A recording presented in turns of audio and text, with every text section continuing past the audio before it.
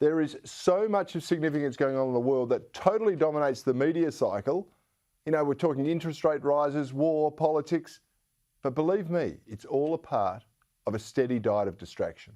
Now, I say distraction because there are many other things going on that receive next to no public attention.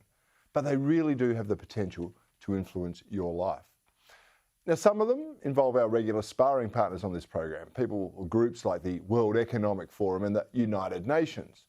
Take, for example, the United Nations. The UN is warning that the world is headed towards a global recession and prolonged stagnation unless we quickly change the current policy course of monetary and fiscal tightening in advanced economies. That's contained in a new report released by the UN Conference on Trade and Development. It goes on to say the policy-induced global recession could be worse than the global financial crisis of 2007 to 2009 and adds excessive monetary tightening and inadequate financial support could expose developing world economies further to cascading crises. And while all regions will be affected, alarm bells are ringing, most for developing countries, many of which are edging closer to debt default. Let me put that in plain language to you. As the Western world puts up interest rates and stops the money printing, the world is grinding to a halt, and it could cause a catastrophic financial problem. But the underlying undercurrent of this is that if we didn't have so many pesky governments and inept politicians to ruin our lives, then maybe we wouldn't be driven into this recession. And I suspect the United Nations means things would be so much better if the UN, in all its unelected wisdom, was actually running the world. Then you see they could enact more policies from our overlords at the World Economic Forum. We speak about them all the time here. They are still keen on transforming the world in their image via the Great Reset and the grandly titled Fourth Industrial Revolution.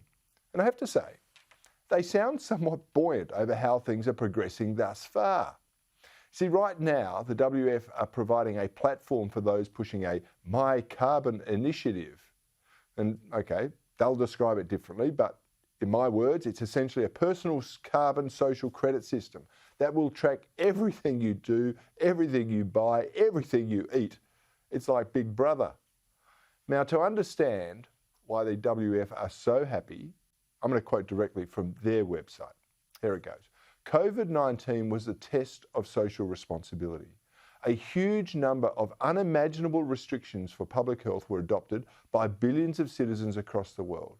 There were numerous examples globally of maintaining social distancing, wearing masks, mass vaccinations, and acceptance of contact tracing applications for public health, which demonstrated the core of individual social responsibility. That's the WEF's words. And why wouldn't they be encouraged by that? I mean, the world accepted unimaginable restrictions with nary a whimper. Just imagine how that is going to embolden their next PSYOPs projects as they attempt to enslave us all. And they're also boasting about their fourth industrial revolution. It's making progress, apparently. And they're using blockchain technology, likely, which will be integrated with central bank digital currencies, to keep track of everything we do. But it's all to save the planet, of course. That's why you see they advocate increased costs for carbon-intensive activities. Now, these activities are things like transport, construction, electricity and the like.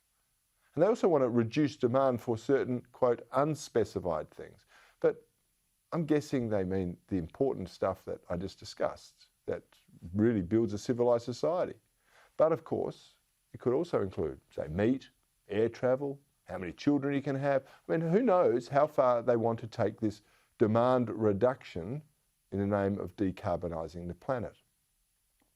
And to top it all off, they want the setting of personal levels of acceptable emissions and a new definition of a fair share of personal emissions to enter the lexicon. Nothing to worry about there at all, is there? Now, if you are a conspiracy theorist, which is actually the name the left give to those who can predict the future with remarkable accuracy, you might think this is all happening by design. I mean, the WEF have been upfront about their agenda for us. WEF founder Klaus Schwab even wrote about it in a book entitled The Great Reset. That's where you'll own nothing and be happy. And we do see a global coordination of attacks on our way of life, on our customs, our morals, and our values. Now, these attacks are levied on nation states as well, who oppose this agenda by extraordinary and what I consider to be illegal sanctions of those governments and of individuals residing there. Our Anglosphere leaders, they're meant to be the ones representing the free world. Well, they're also pushing global censorship and global taxation. They are weaponising law enforcement and tax collectors against those who resist. And these same leaders celebrate movements that rely on deceit and destruction and chaos to divide society, while a largely compliant media mostly report only the official interpretation of events. These agents of political change are now so emboldened they will happily lie, and they seem to have no fear of being exposed. And that's why they seem happy to misrepresent everything from war to science, from economics to biology, in order to condition you to actually accept what is unacceptable. Now, these things had been done before our very eyes, and yet most people refuse to see it. So many still labour under the belief that government does what it does for our benefit. But if that were true, would our nation be nearly $1 trillion in debt? Would Europe be on the cusp of a financial contagion? Would America be a society divided by racial and identity politics? And if government was so helpful, why would allowing all of us to keep more of the money we earn be deemed so controversial amongst politicians? I mean, surely we're capable of spending our money better than any government can. The truth of the matter is that governments around the world are truly desperate. They've made such a mess of things that we're actually on the brink of ruin. And that's why they want these magnificent distractions that I spoke of earlier. They're hoping the more you focus on the light at the end of the tunnel, that you won't see the train that's heading your way.